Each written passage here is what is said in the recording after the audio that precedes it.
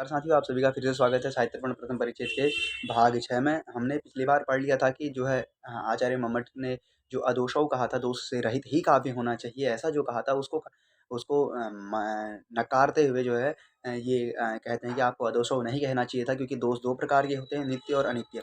तो वो दोष के लिए उन्होंने ये कहा था कि क्या कहा था कि काव्यात्मभूतस्य रसस्यानपकर्षकत्वे तेषां दोषत्वमपि नांगीक्रियते, यानी तब तक दोष नहीं माने जाएंगे जब तक वो किसी काव्य का जो आत्मभूत रस है उसका अपकर्ष नहीं कर देते हैं, यानी उसमें रस को प्राप्त जो रस प्राप्त हो रहा है उसमें बाधा नहीं डाल देते हैं, तब तक वो दोष नहीं माने जाएंगे।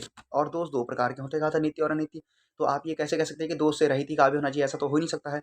तो आगे अपनी पंक्ति में कहते हैं, किंच एवं काव्यम प्रविरल विषयम निर्विषयम वाशात सर्वथा निर्दोषश्चैकांतम असंभवात, यानी हाँ, अगर आप ऐसा कहते हैं कि काव्य सर्वथा निर्दोषस्यम एकांतम असंभवात, यानी अगर आप ये कहें कि काव्य का निर्दोष होना ही जरूरी है, तो तो काव्य क्या होता है, ये विषय जो है, सिर्फ ये प्रश्न कि काव्य क्या होता है, ये या तो प्रविरल विषय बन जाएगा यानी बहुत बड़ा विषय बन जाएगा, या निर्विषय हो जाएगा, इस विषय का कोई महत्व ही नहीं रह जाएगा। लेकिन ये इस विषय का महत्व भी है, सामान्य सी बात है, इसका महत्व भी है।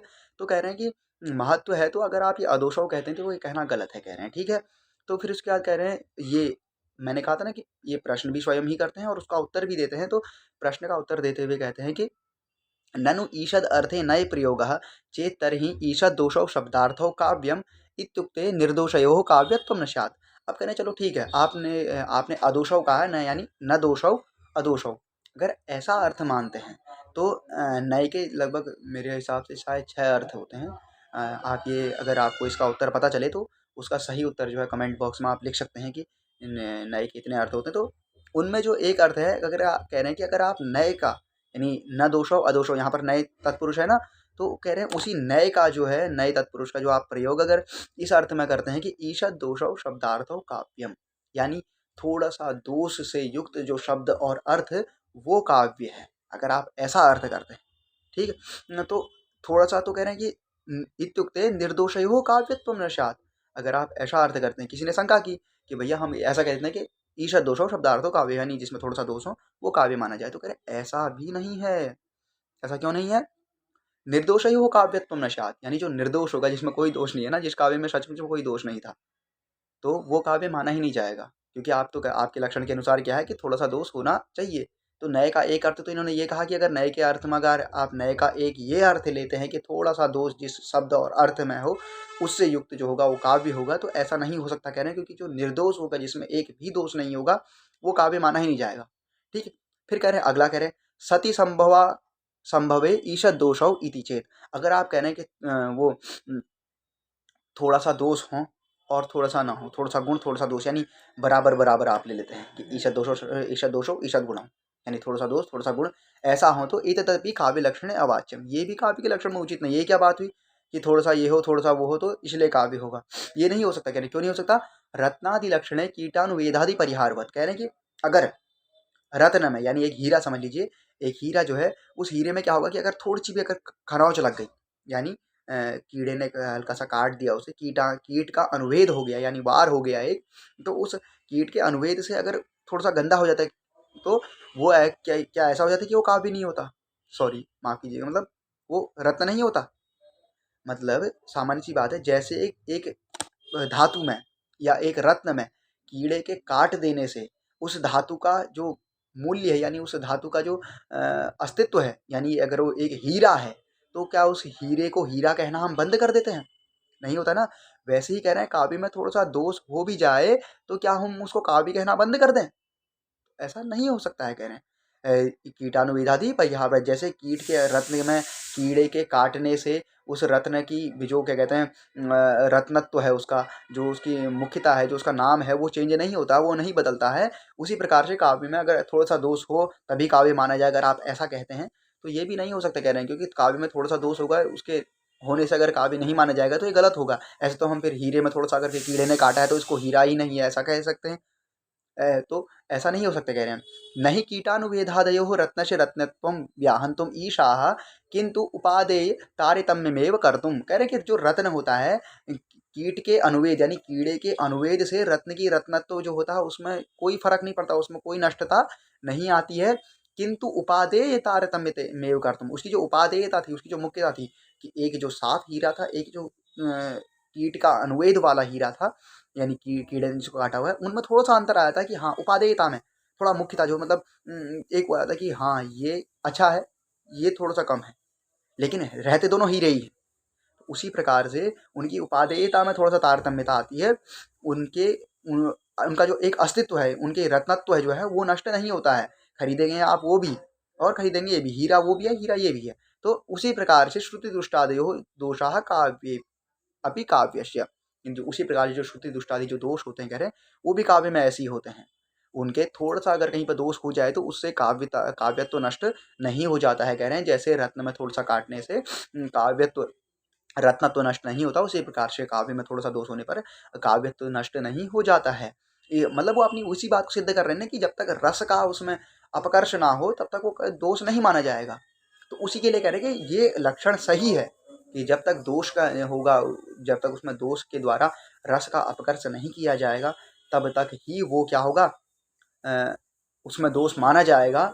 इस बात को सिद्ध करने के लिए वो कह रहे हैं कि इतनी जो अभी तक ये बातें कही, ये बातें कह रहे हैं कि जो है कीड़े के थोड़ा सा काटने भर से रत्न की रत्नता नष्ट नहीं होती, उसी प्रकार से काव्य में थोड़ा सा दोष होने भर से उसकी नष्टता नहीं होती। कि जैसे जैसे श्रुति दुष्टादि जो दोष होते हैं वो काव्य में पूरी तरह काव्य को खत्म नहीं कर देते हैं, वो कहीं पर अच्छे भी होते हैं, कहीं पर बुरे भी होते हैं। यानी श्रृंगार रस में अगर श्रुति दुष्टादि होगा तो वो दोष माना जाएगा, वहीं अगर वीर रस में या क्रोध में होगा तो वो गुण माना जाएगा उसका।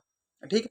तो फिर क्या कह रहे हैं, उक्तम च, कहा भी है, कह रहे हैं किसने कहा है, तो कीटानुविद्ध रत्नादि साधारण्येन काव्यता दुष्टेषु अपि मता यत्र प्रसाद्यनुगमस्फुटः। कह रहे हैं कि किसी ने कहा भी है, कह रहे हैं कीटानुविद्ध रत्नादि, कीट के अनुविद्ध रत्नादियों में कीट के अनुवेदन करने से जैसे कि रत्न की रत्नता नष्ट नहीं होती, उसी प्रकार से साधारण रूप से काव्यता दुष्टेषु अपि काव्यता यत्र साधुजनुगमः स्फुटः तत्र काव्यता भवति। सामान्य सी बात है कि क्या कहते हैं, जैसे कीड़े के काटने से रत्नत्व नष्ट नहीं होता, उसी प्रकार से काव्य में भी थोड़ा सा दोष हो जाने से अगर रस का अनुगम स्फुट रूप से, मुख्य रूप से अगर बढ़िया करके रस का अनुगम हो रहा है, रस प्राप्त हो रहा है, वहाँ पर दोष भी है तो फिर भी काव्य माना जाता है। ठीक हो गया। तो इसलिए कह रहे हैं आपको जो अदोष हो, दोष से रहित ही कहा था, वो गलत कह दिया आपने। ठीक हो गया। उसके बाद ये तो दोष का पूरा प्रकरण था। एक बार दोष का हम पूरा एक बार रिपीट कर लेते हैं। तो उसके बाद कह रहे हैं कि आपने जो दोष रहित शुरुआत में हम वहाँ से देखेंगे, नकारो ह्ययमे यदि इस श्लोक से देखेंगे, तो शुरुआत से एक बार रिपीट कर लेते हैं पूरा।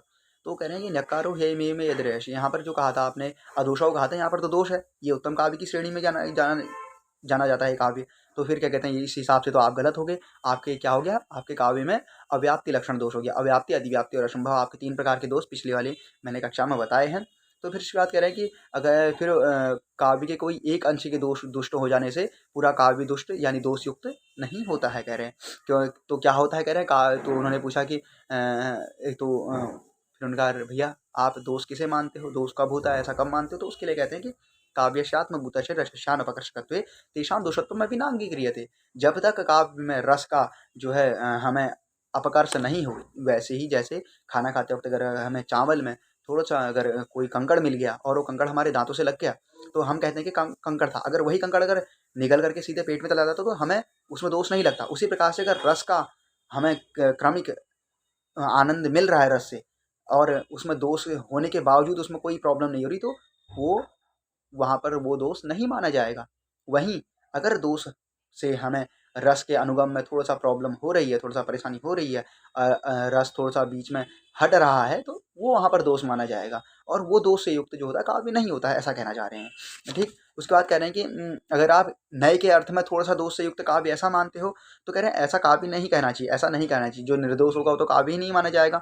या अगर क्या कहते हैं, अगर थोड़ा सा दोष हो थोड़ा सा दोष ना हो, अगर ऐसी बात कर लेते तो ये भी काव्य लक्षण में नहीं माना जाता, कह रहे हैं। क्योंकि थोड़ा सा, अगर आपने कहा कि थोड़ा सा दोष, जिसमें थोड़ा सा दोष हो वो काव्य नहीं होगा, जिसमें थोड़ा सा भी दोष हो काव्य नहीं होगा। अगर ऐसा कहते तो ऐसा भी नहीं हो सकता, कह रहे हैं। क्यों नहीं हो सकता है?